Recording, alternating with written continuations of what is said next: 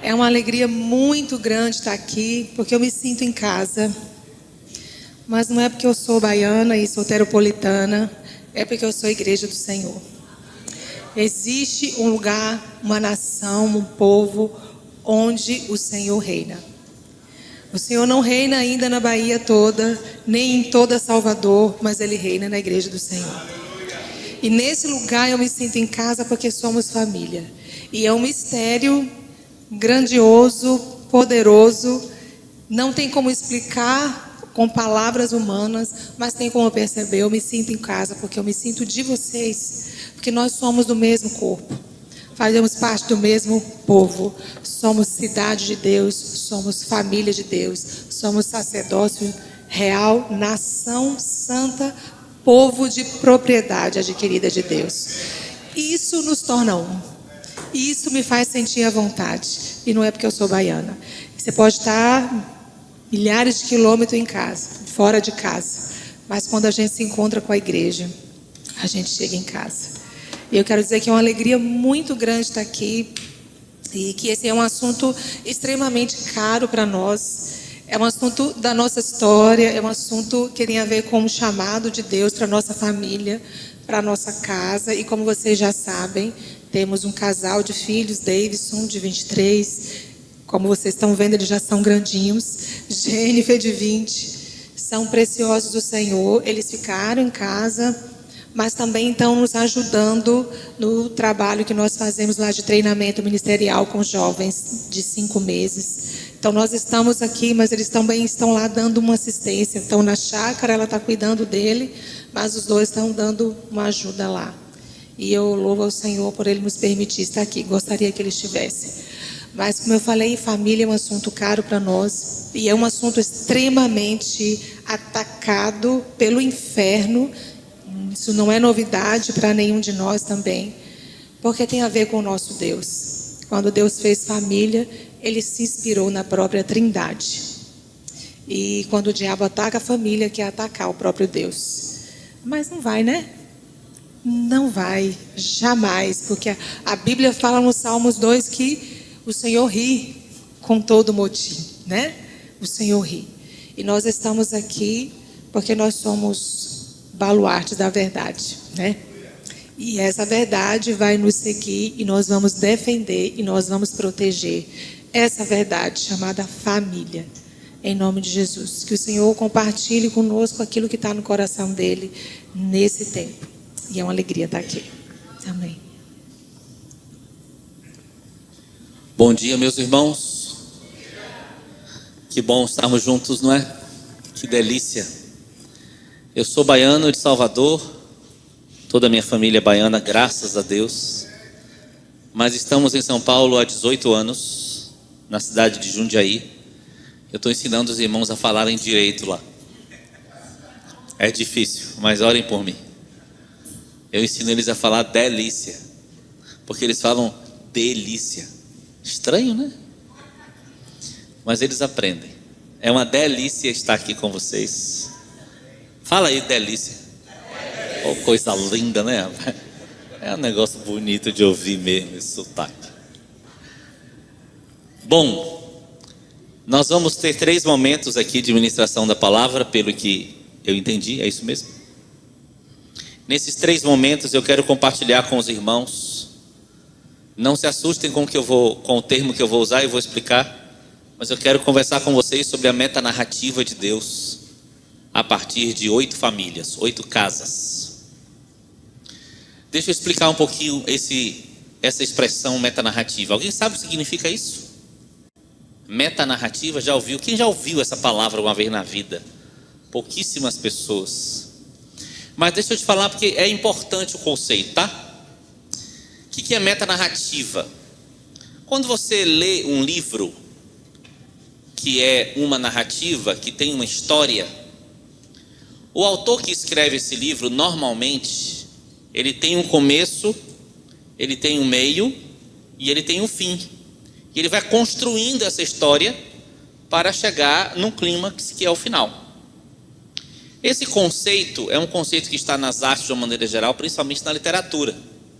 Mas não sei se você já percebeu que as coisas da pós-modernidade costumam não ter um fim, um clímax, um propósito.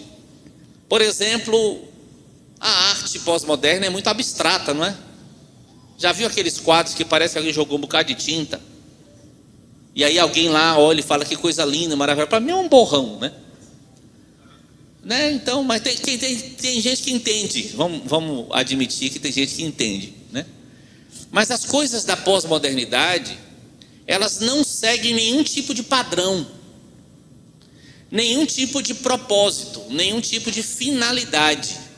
E isso é um conceito mundano, extremamente perigoso, terrível. Porque se você não tem consciência de origem e de fim, você faz qualquer coisa com a sua vida. Quem não sabe para onde vai, pode pegar qualquer caminho. Mas no reino de Deus existe uma metanarrativa. Então, para ficar bem simples, metanarrativa é uma narrativa que tem uma meta, um alvo, um projeto, um propósito. Nosso Deus é Deus de bagunça ou é um Deus de ordem? Ordem. Nosso Deus é um Deus de faça o que você quiser ou faça o que Ele quiser. Então a Bíblia tem começo, meio e fim. Ela começa com Gênesis, termina com Apocalipse. E lá em Apocalipse, que ainda que muitas pessoas digam que Apocalipse é um livro que fala das coisas terríveis do fim, eu queria, só um pequeno parêntese, eu queria mudar esse seu conceito de Apocalipse, porque Apocalipse começa com a seguinte descrição: revelação de Jesus Cristo mas isso é outro assunto. Mas Apocalipse é um livro da revelação de Jesus Cristo sobre a vinda dele, é um livro que conta como o nosso final vai ser glorioso. Quem diz amém? Vai ser glorioso o nosso final? Porque o nosso final vai ser um recomeço, né? E é um recomeço impressionantemente maravilhoso, na glória plena do nosso Deus diante de nós. Mas então nós temos no reino de Deus começo, meio e fim. Nós temos um propósito sendo desenvolvido pelo nosso Pai. Desde antes da fundação do mundo, Deus tinha um projeto claro e completo na sua mente.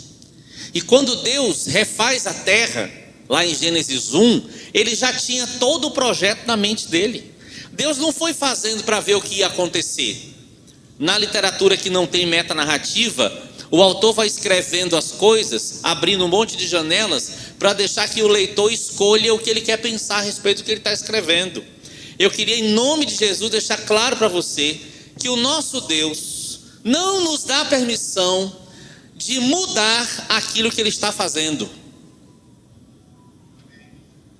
Alô? Tem alguém aí?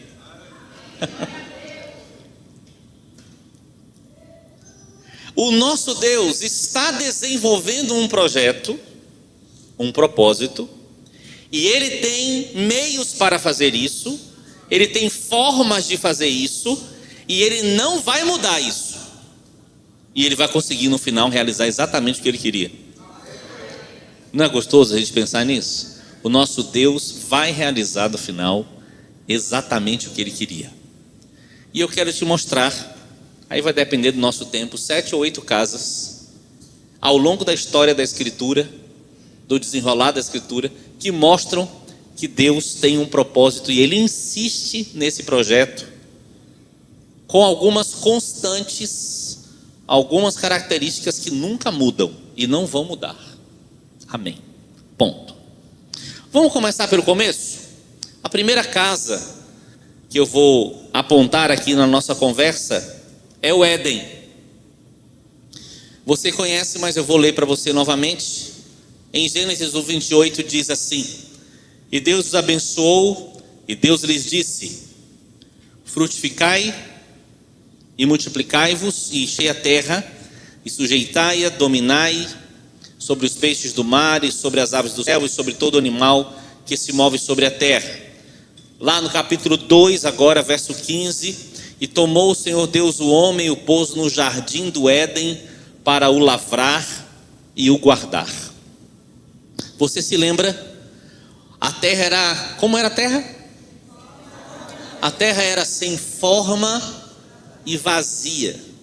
Não havia padrão nenhum, não havia forma definida nenhuma, e também não havia nenhum tipo de vida na terra. O nosso Deus olha isso que eu vou chamar de caos, e Ele transforma esse caos, produzindo formas impressionantes, com cores impressionantes, com cheiros impressionantes, e muitas das coisas que Ele faz, Ele coloca vida nessas coisas.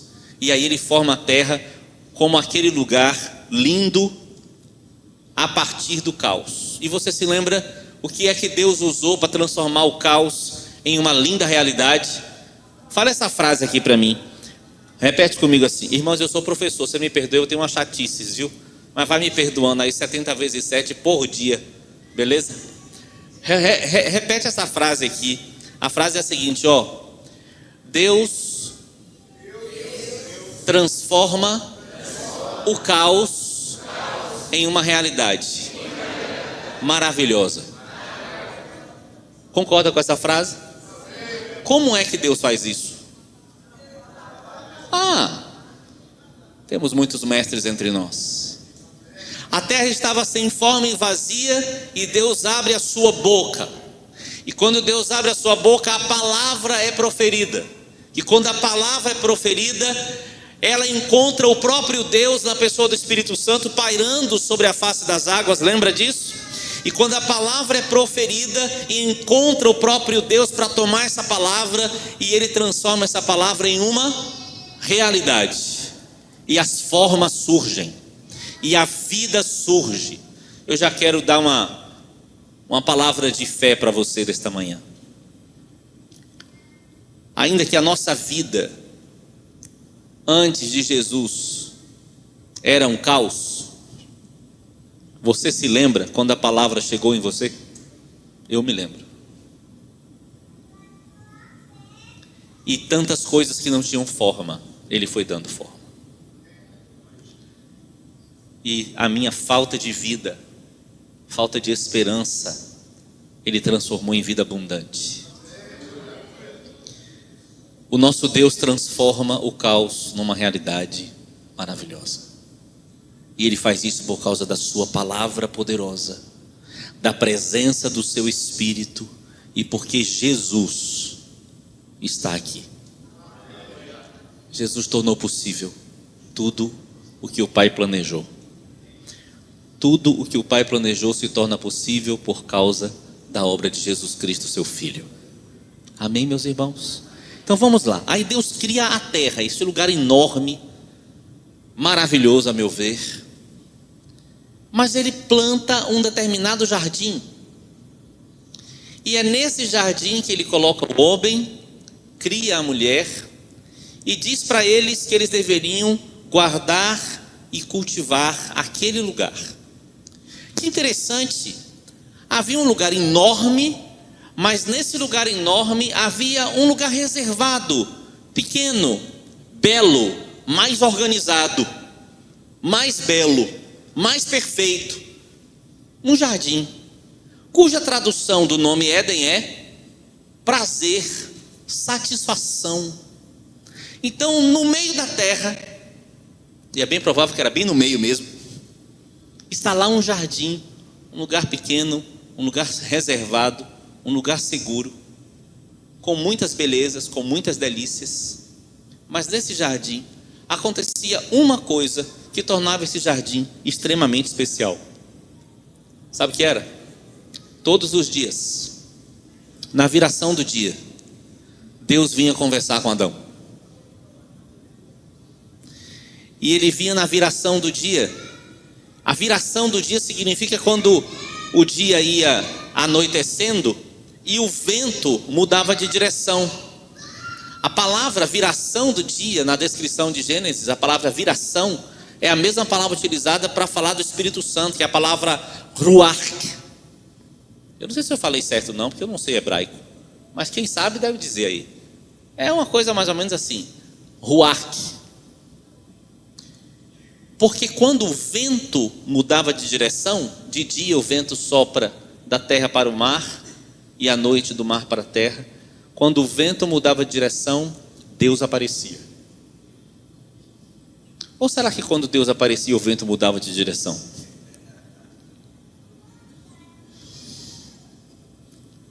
Aleluia.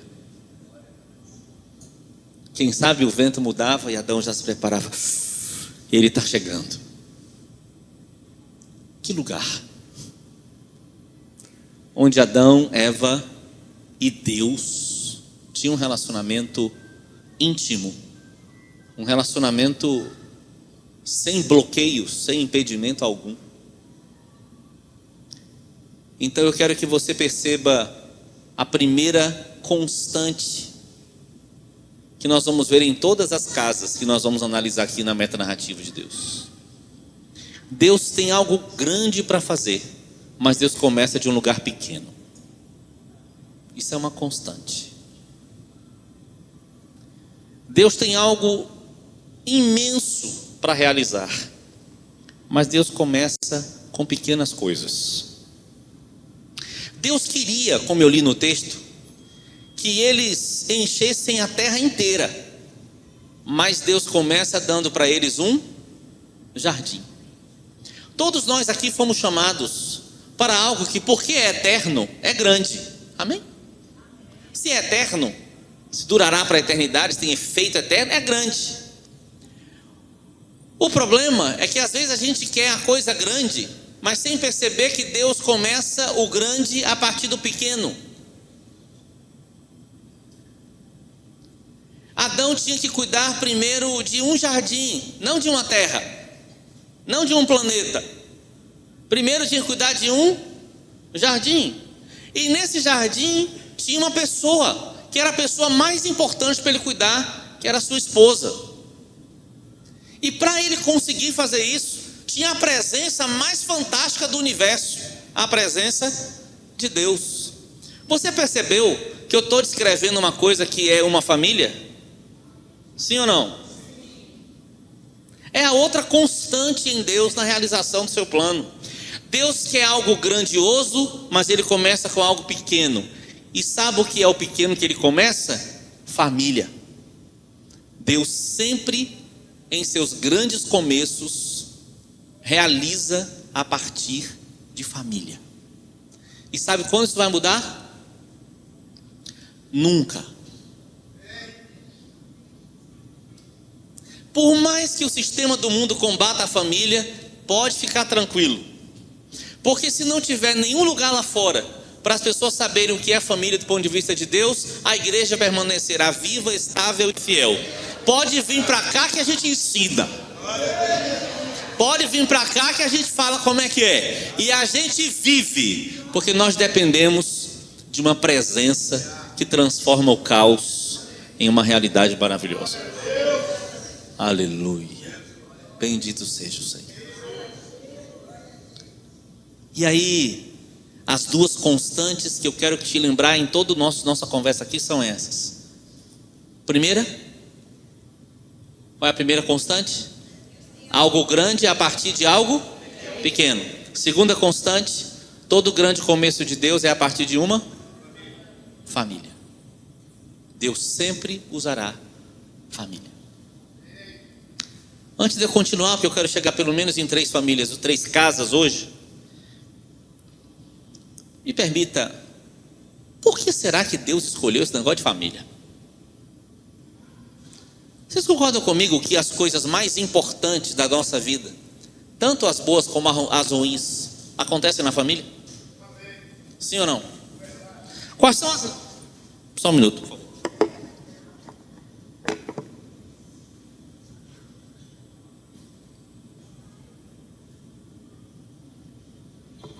Jesus me deu uma ajudadora aí, dona.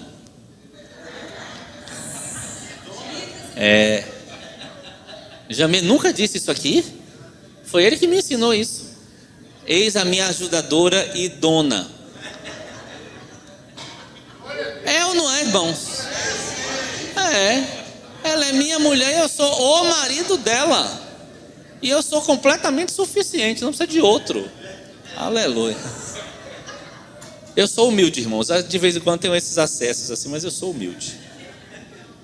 Por que Deus insiste em família? Eu quero te dar algumas razões para encherem seu coração de esperança.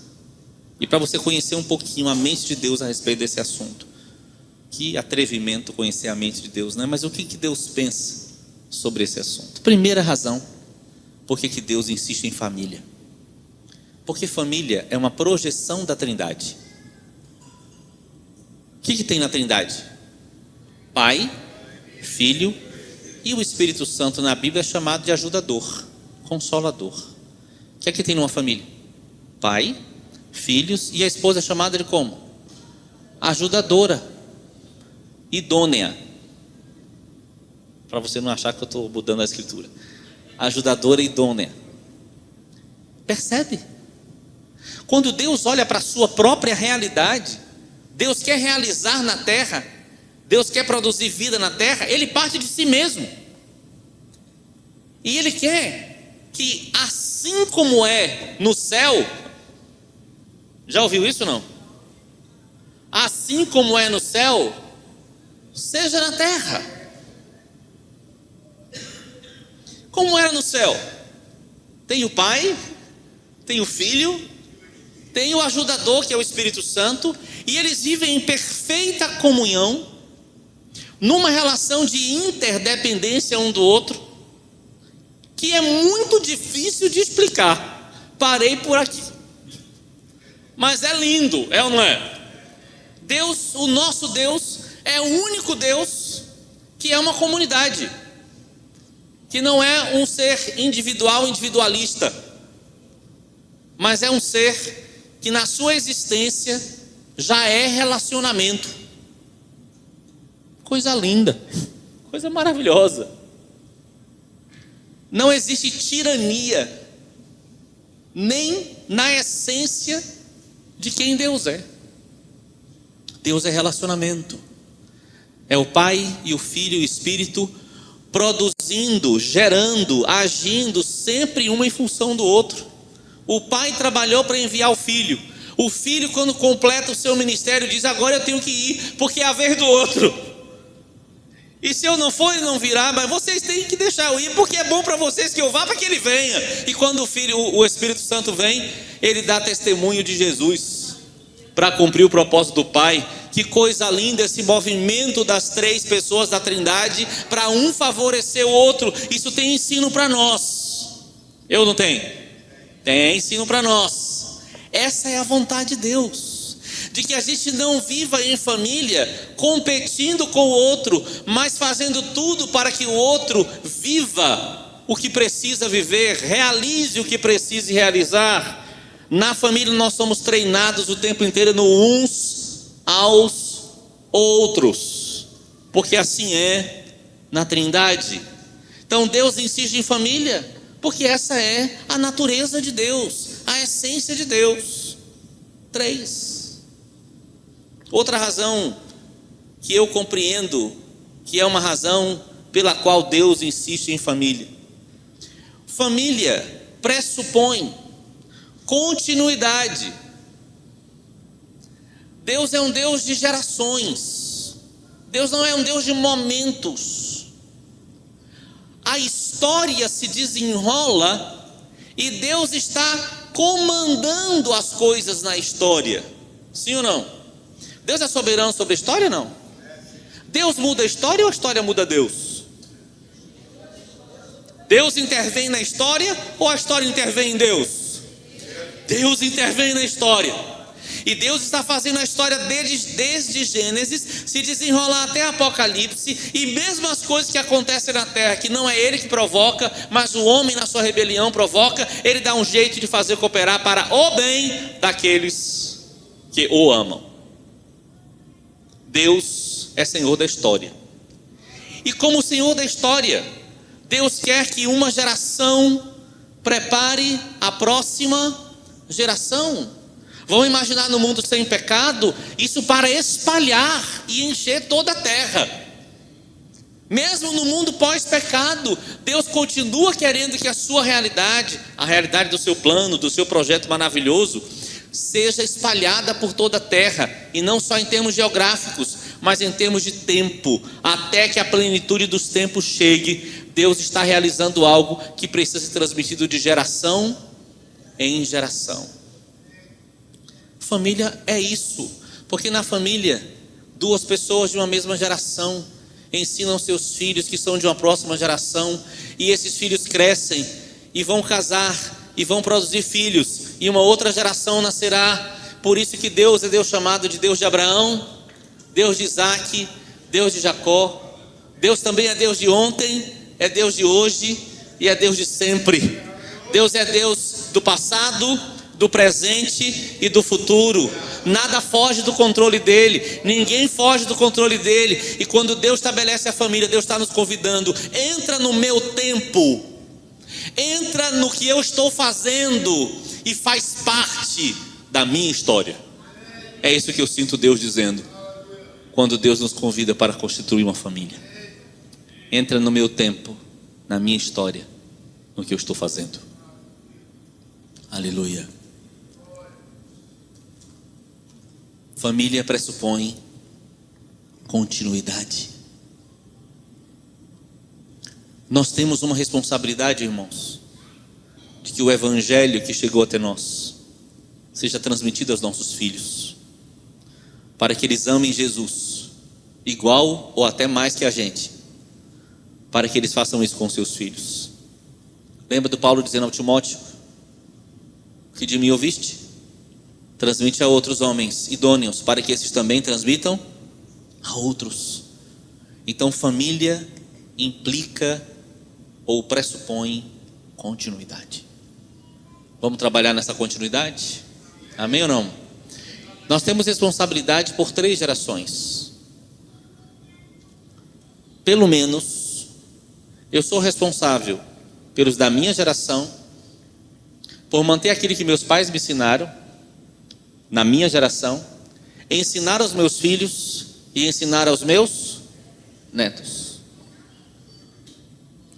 Então, assim, de geração em geração, o propósito de Deus vai continuando até chegarmos no último dia. Veja como família é algo importante e maravilhoso.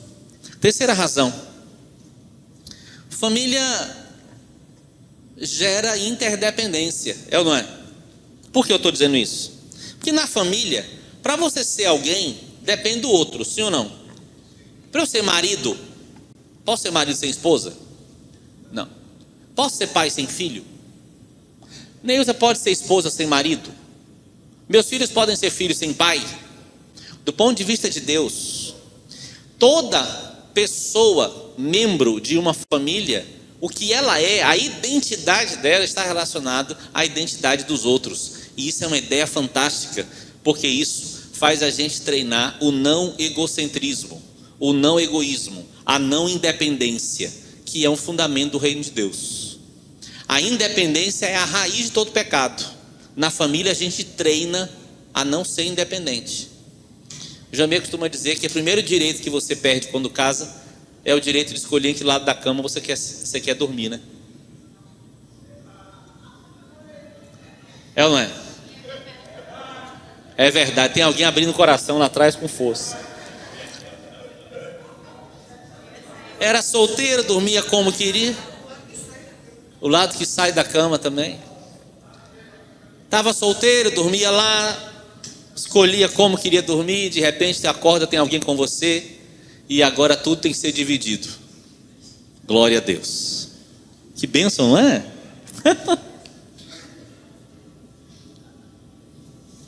E aí Deus ensina a gente, na família, a viver o tipo de amor que só Ele tem, que é o amor ágape.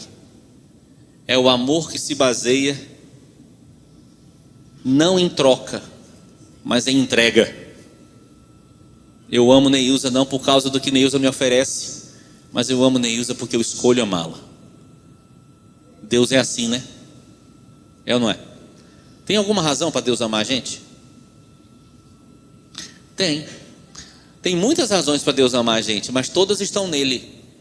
Nenhuma está em nós. Ele é bom. Ele é generoso. Ele é misericordioso. Ele é perfeito. Todas as razões para Deus nos amar estão nele. Que bom. Ele nunca vai deixar de nos amar, porque Ele sempre terá razão. Aleluia. É com esse amor que a gente precisa amar em casa. Que as razões para eu amar Neilza não estejam nela. Ainda que ela me dá muitas razões para amá-la, viu? Ela é maravilhosa.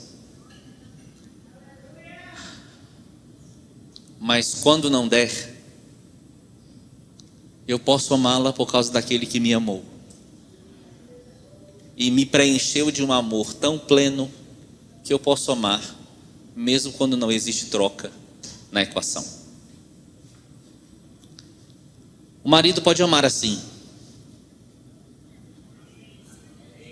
Só os homens respondem. O marido pode amar assim. A esposa também pode amar assim. Os filhos podem amar assim. Todos são filhos. Os filhos podem amar assim.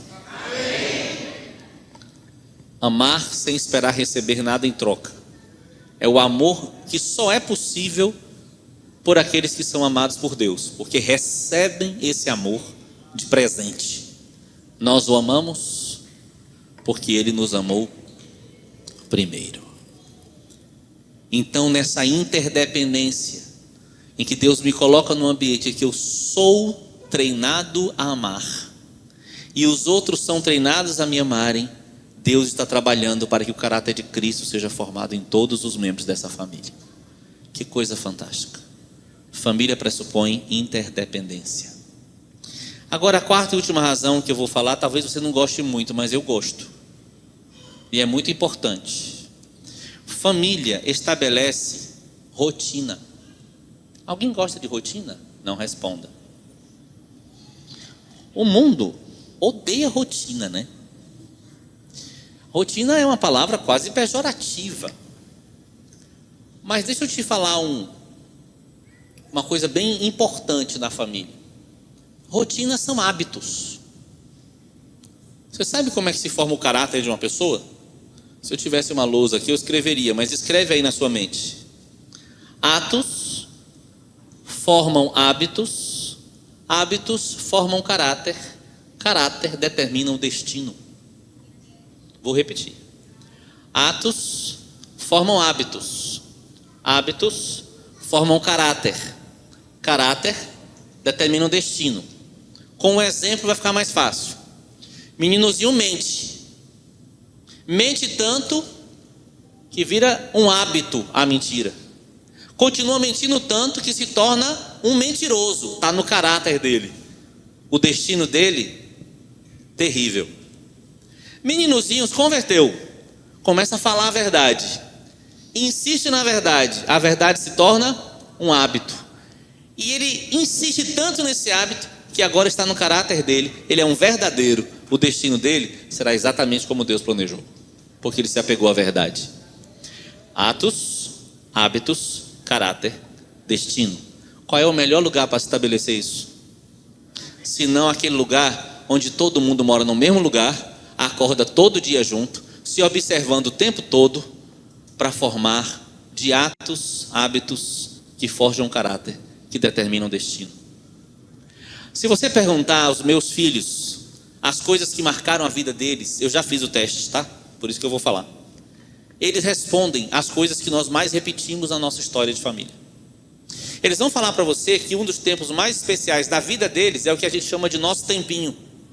Porque há 23 anos, aliás mais porque a gente fazia entre nós antes de casar, a gente tem tempo com Deus juntos em família, que a gente chama de nosso tempinho. Em que a gente senta, a gente estuda a palavra, a gente compartilha o que a gente compreende, a gente compartilha nossas necessidades, a gente ora junto, a gente adora junto ao Senhor Jesus. Eles vão falar que a coisa que mais marcou a vida deles, dentre elas, foi o nosso tempinho. Porque se repete semanalmente, no mínimo, uma vez por semana. Não precisa responder, mas eu quero te perguntar. Você pratica culto doméstico? por favor, se você não pratica, que essa manhã seja uma manhã de arrependimento. Porque adorar Jesus em família atrai a presença de Deus para casa. E é a presença de Deus, junto com sua palavra, que mudam o caos em uma nova realidade.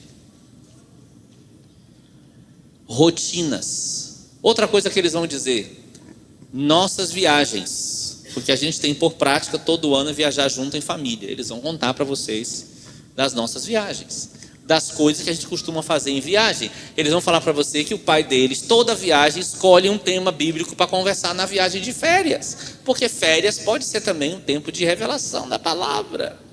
Ou tem um livro bíblico, ou tem um tema bíblico, e nas férias a gente vai conversar sobre isso. Eles vão falar também da mesa,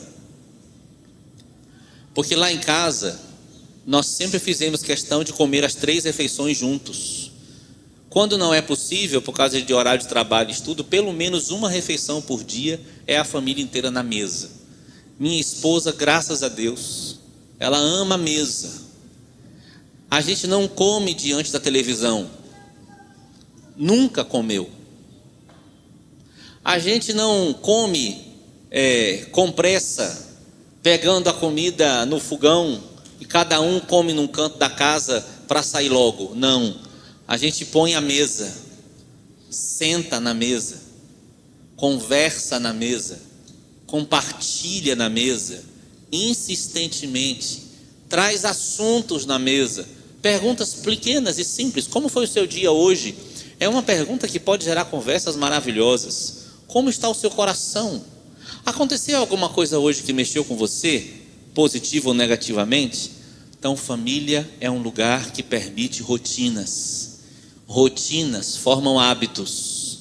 Hábitos influenciam o caráter. E o caráter é o que determina o destino. Agora eu pergunto: família é uma boa ideia? Você não acha que família é uma ideia de Deus? Só Deus podia ter pensado nisso? Repete comigo, você vai lembrar? Primeira razão porque Deus insiste em família: porque família é um reflexo da Trindade, é uma projeção da Trindade na terra. Segundo, família pressupõe continuidade, de geração em geração. Terceiro, família pressupõe interdependência. Ninguém é egoísta, ninguém vive em função de si mesmo, mas ama o outro com o amor que recebeu de Deus, amor. A família estabelece uma rotina ou um cotidiano, um dia a dia. E isso é extremamente importante na formação do caráter e do destino da gente. Amém, meus irmãos? Amém. Ok, agora vamos voltar às casas que nós estamos analisando. Nós conversamos já sobre o Éden como aquele lugar que Deus colocou Adão e Eva para eles começarem um projeto grandioso de se espalhar por toda a terra dentro do plano de Deus. Nesse lugar, Deus visitava, Deus conversava, Deus estava presente. E eu tenho uma frase aqui que eu quero que você anote aí no seu caderninho. Se você não tem caderninho, anote no seu coração. Que nós vamos perceber que isso também é uma constante. Deus deseja um lugar seguro para desenvolver uma intimidade profunda. Vou repetir. Deus deseja um lugar seguro para uma intimidade profunda. É essa intimidade profunda que significa Éden. Prazer no Éden é satisfação interior. Satisfação que somente Deus é capaz de dar a uma pessoa. Então, ainda que Deus deu Eva para Adão, creio que era e sempre será essa a vontade de Deus, que a gente aprenda que satisfação plena só a presença de Deus produz. Só o próprio Deus produz. Nenhum marido vai satisfazer você, minha irmã. Nenhuma mulher vai satisfazer você, meu irmão. Porque satisfação está relacionada ao relacionamento que a gente existe para viver com Deus. Nós não nascemos para viver longe de Deus. Nós não nascemos para viver a parte dele. Então, quando o pecado acontece, o pecado produz uma separação que gera um vazio, que por consequência gera uma busca desenfreada para que esse vazio seja preenchido, mas o tamanho desse vazio não é de alguma coisa que exista nesta terra. O tamanho desse vazio é o tamanho da presença de Deus. O vazio não é provocado por alguma coisa que me falta, é provocado por aquele que me falta. Então, quando Adão peca, todos os relacionamentos, inclusive a partir da família, se tornam relacionamentos problemáticos, porque o relacionamento fonte foi perdido. Então tem os problemas de Eva não seguir aquilo que Deus falou, mas ser influenciada por Satanás. Tem o problema do Adão não guardar sua esposa e deixar que outras influências a conduzissem. Tem o problema dos filhos de Adão e Eva que crescem e assassinatos acontecem, lembra disso?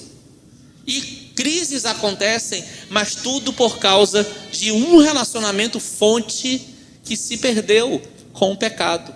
Quando você lê a Escritura, você percebe qual é a pergunta de Deus para Adão quando Deus encontra Adão pós-pecado? Qual é a pergunta? Adão o quê? Por que ele não pergunta o que é que você fez? Deus pergunta a Adão, onde estás? E Deus sabia onde ele estava? Ah, sabia. Parece que Adão aqui não sabia. Adão não sabia onde ele estava. Meu Deus. Porque antes Adão estava na presença de Deus. Agora Adão pega folha para se esconder da presença de Deus. Parênteses, eu acho que uma consequência imediata do pecado foi burrice, mas isso é outro assunto. Porque se esconder de Deus com folha, né? A gente ainda acha que Deus não vê, né? A gente ainda acha que porque a gente não fala, Deus não vê, né? Mas Deus vê. Aleluia, porque Deus vê. E a pergunta é: Adão, onde estás? Porque esse desejo de Deus de um lugar seguro para uma intimidade profunda agora foi violado. Porque Adão e Eva pecaram, escolheram fazer aquilo que Deus disse para não fazer, e o pecado entrou naquele lugar, e Deus agora tinha que tomar uma decisão importantíssima e terrível.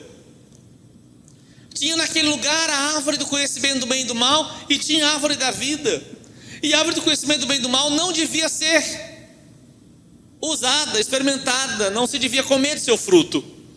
Mas agora que o homem come, Deus expulsa eles daquele lugar, porque senão eles comeriam da árvore da vida naquela condição e seria eternamente impossível resolver o problema do pecado. Mas Deus tira eles dali e começa uma trajetória de reconquista.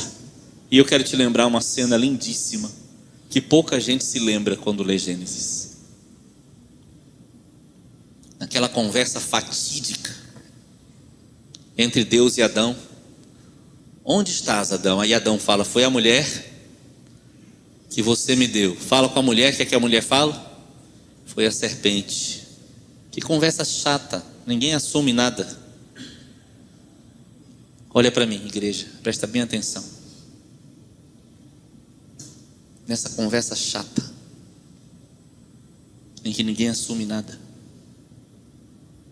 Deus mata um animal e faz uma roupa para Adão e Eva. Sabe o que Deus estava dizendo? Eu assumo. Eu assumo.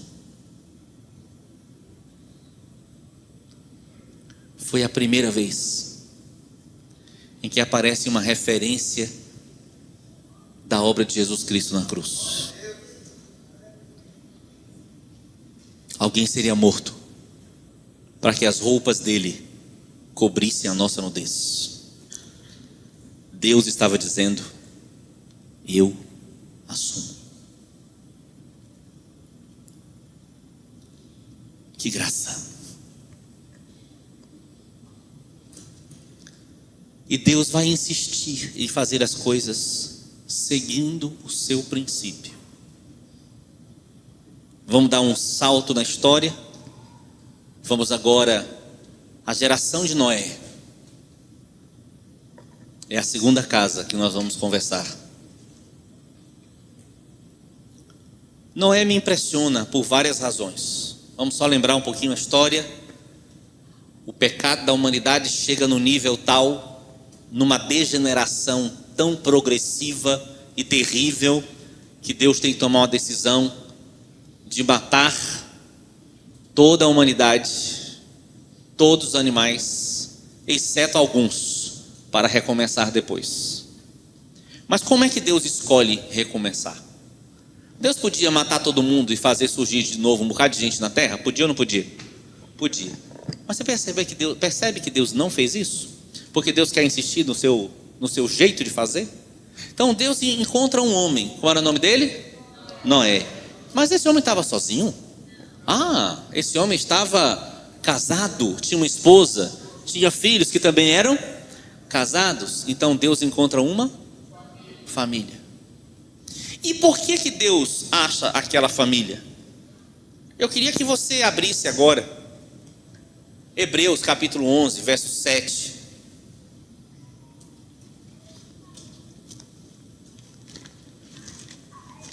Vamos ver o que o escritor aos Hebreus fala de Noé, porque é muito lindo. Pela fé, Noé, está comigo ou não? Tá? Posso ensinar para você uma coisa que eu ensino em retiro de jovens?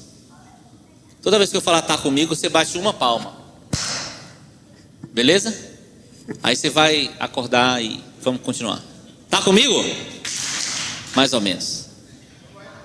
Por favor, não deixem os jovens fazer vocês passarem vergonha. 1, 2, 3. Tá comigo? Perfeito, vamos lá.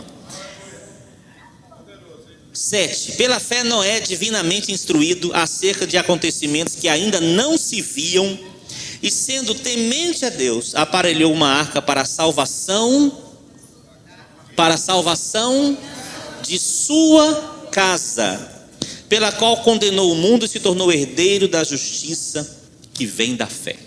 Deixa aberto aí. Primeira coisa que me impressiona: no meio de uma geração corrompida em que ninguém mais ouvia Deus, Deus encontra um homem que ainda o escuta. Aleluia. Onde estão os homens aqui? Levanta a mão, fica com a mão levantada. Por favor, fica com a mão levantada. Nós estamos vivendo no caos da atual geração, mas Deus tem você. Você o escuta. Aleluia. Pode baixar a mão.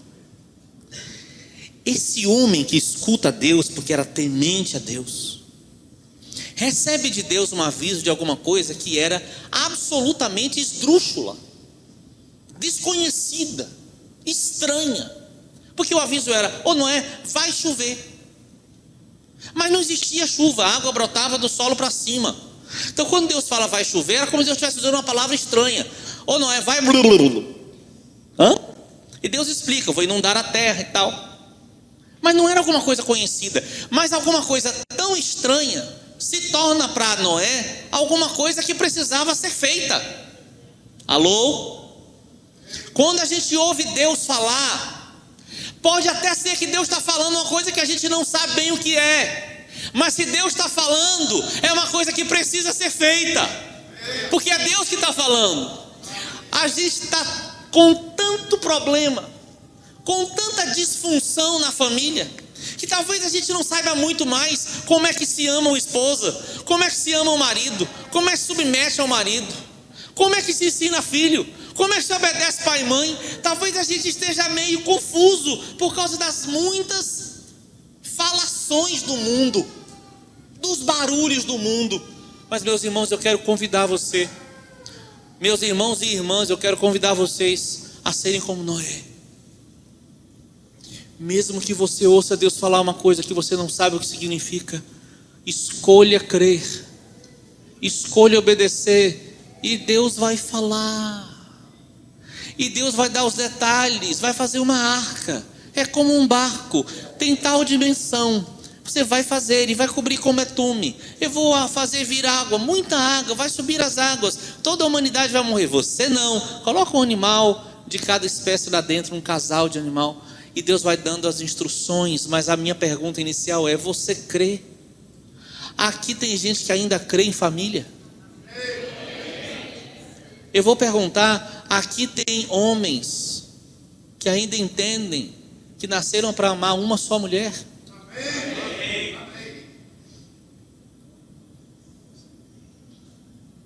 Quem é mais homem? Um homem que passa 30 anos com 60 mulheres e morre sem nenhuma? Ou um homem que passa 30 anos com a mesma mulher, fazendo ela feliz todos os dias que acorda ao seu lado? Com qual dos dois tipos Jesus se parece? Assim você define. Aqui tem mulheres. Alô, mulheres? Tudo bem, eu não terminei a pergunta ainda. Vai com calma. Aqui tem mulheres que amam a ideia de serem submissas a seus maridos.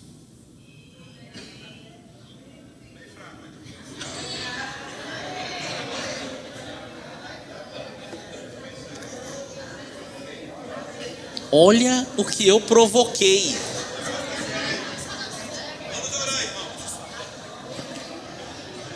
Pode vir. Minhas irmãs, por favor, voltem a esse lugar. A minha esposa vai intervir nesse momento. Irmãs, eu queria só falar de um detalhe dessa mulher de Noé. Alguém sabe o nome dela? Ninguém sabe o nome dessa mulher. Então, Tony está falando sobre submissão e honra. Fique pensando na situação dessa mulher. Pensa num tempo de corrupção completa, né? De violência, que Deus teve que tomar essa providência de destruir tudo.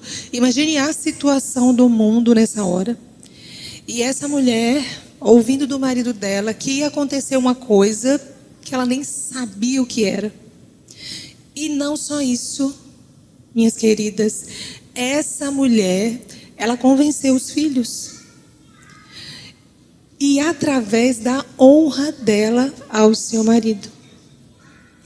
E a honra tem muito mais a ver com o lugar que a pessoa tem do que com o mérito.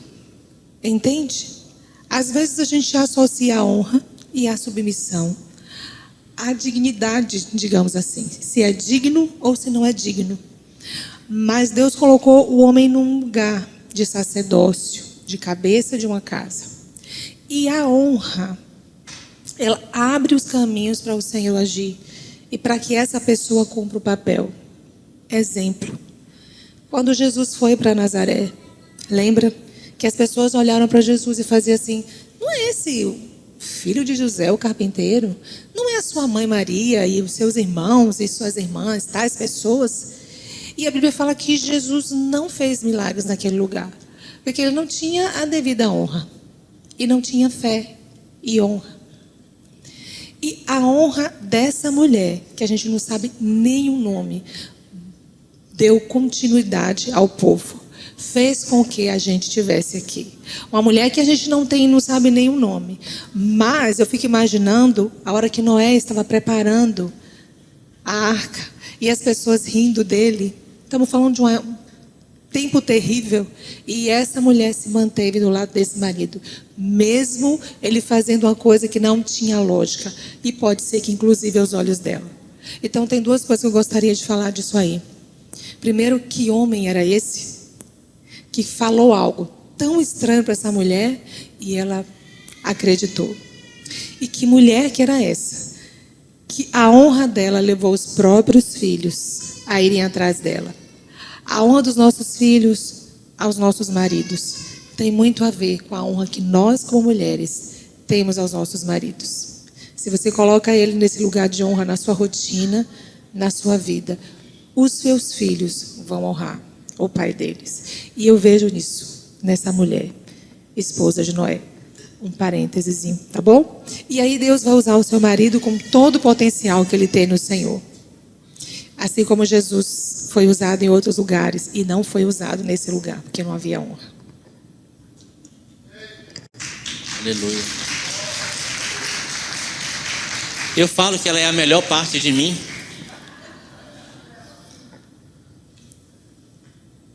Me impressiona, Noé. E eu vejo muitas semelhanças com o nosso tempo. Tempo de muita perversidade. Tempo de muita maldade. Mas Deus encontrou um homem, uma mulher, seus filhos, e recomeça com família, exatamente como Ele sempre quis. Amém? Ainda nessa família, uma lição para a gente. A atitude de Noé, segundo lemos, salvou sua casa, condenou a humanidade e ao mesmo tempo permitiu a continuidade da humanidade, certo? A casa de Noé não foi influenciada pelo seu tempo. A casa de Noé não foi influenciada pelo que estava acontecendo no mundo. Mas a casa de Noé influenciou o mundo. A casa de Noé se tornou uma casa que provocou alguma coisa na história. Eu quero dizer que esse é o chamado de Deus para cada uma de nossas famílias aqui. Cada uma de nossas casas é chamada por Deus, não para receber a influência do mundo, mas para influenciar o mundo. Não para ser condenada com o mundo, mas para ser salva e salvar outros. Permitir que Deus continue o seu projeto. Cada uma de nossas famílias é chamada para que Deus, através dela, continue o seu projeto. Então olha para mim um pouquinho mais. Qual é a influência que mais penetra na sua casa? O reino de Deus ou o mundo? O que Deus diz ou o que o mundo diz? Qual é a presença dominante na sua casa?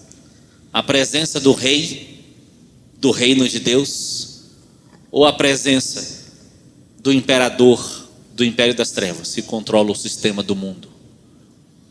Nós precisamos rever nossas rotinas e nossos hábitos e prestar atenção em quanto da influência do céu está chegando em nossa casa e o quanto da influência deste mundo está chegando em nossa casa. Facilmente a gente vê conceitos do mundo penetrando sorrateiramente. E sabe, meus irmãos, antigamente, para o mundo entrar na nossa casa era um pouco mais difícil, mas hoje em dia, com o advento da internet, o mundo entra em nossa casa apenas com um clique. Os vídeos, as mensagens, as propagandas, os filmes, as séries estão entrando em nossas casas e fazendo com que valores eternos de família sejam facilmente negociados.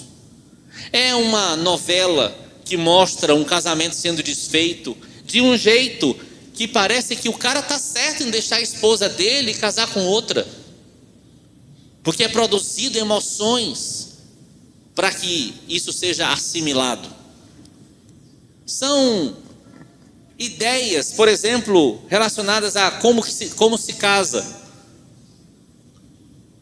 Você sabe que na Bíblia não tem namoro? Sabe, né? Tem noivado na Bíblia, não tem? Tem casamento na Bíblia. Mas facilmente a gente vai aceitando a ideia de que filhos e filhas podem, adolescentezinhos, começarem a namorar com um, com o outro para se divertir. E nessa diversão, pecados como impureza, fornicação, defraudação são praticados. E infelizmente muitas famílias não percebem que isso é uma tragédia na vida dos filhos. Sorrateiramente, aquilo que Deus não disse acaba influenciando mais nossas casas do que aquilo que Deus disse. Eu dou graças a Deus, porque desde pequenos, quando nós fomos ensinar nossos filhos sobre sexualidade, nós não começamos o assunto a partir de sexualidade.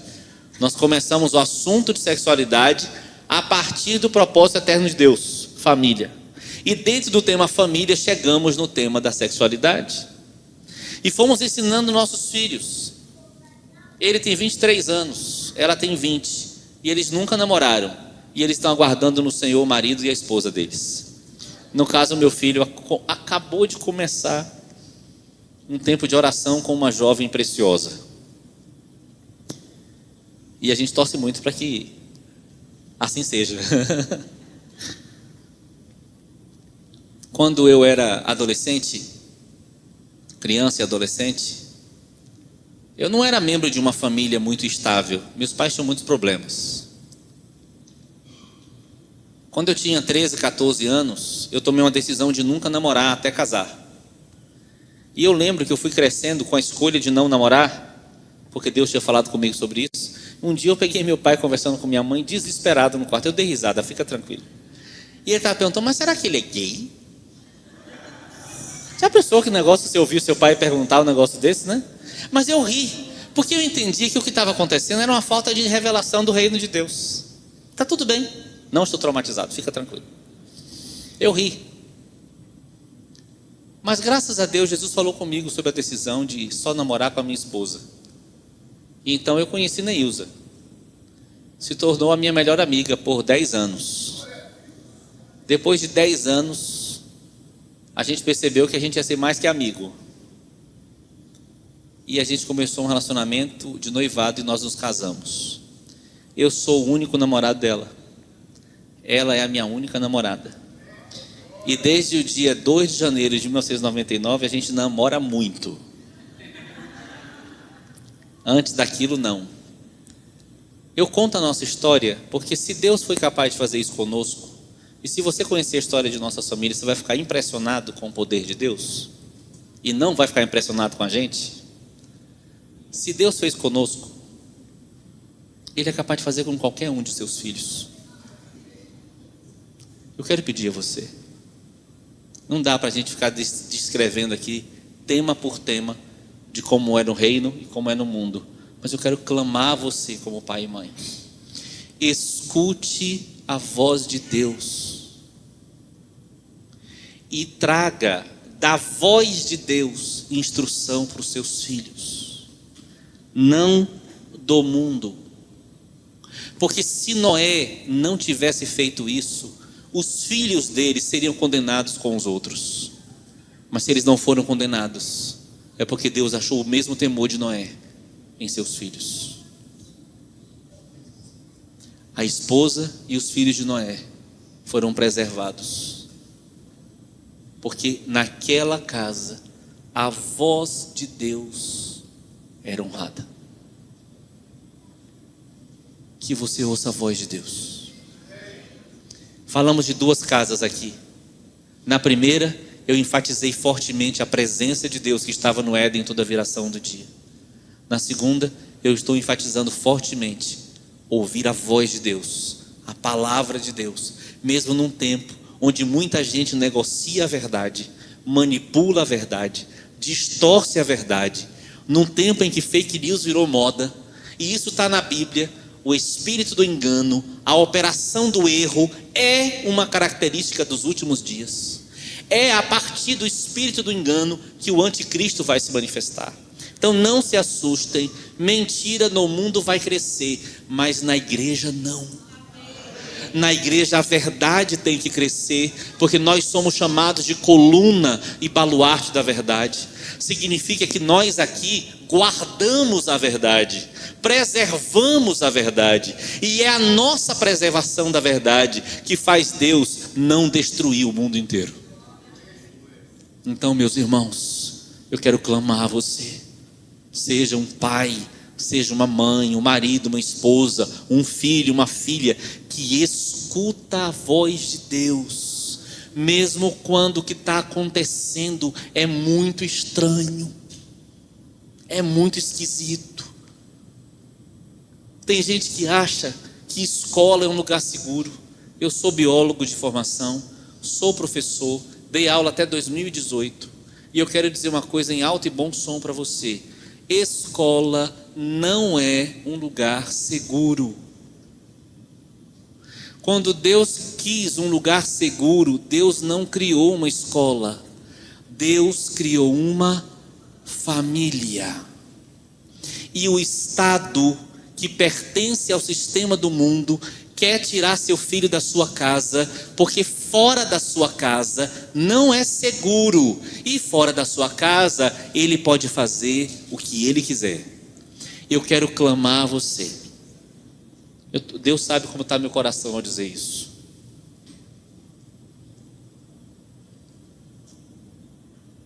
Assuma seus filhos. Não deixe que haja uma influência maior na vida dos seus filhos do que a influência que você dá.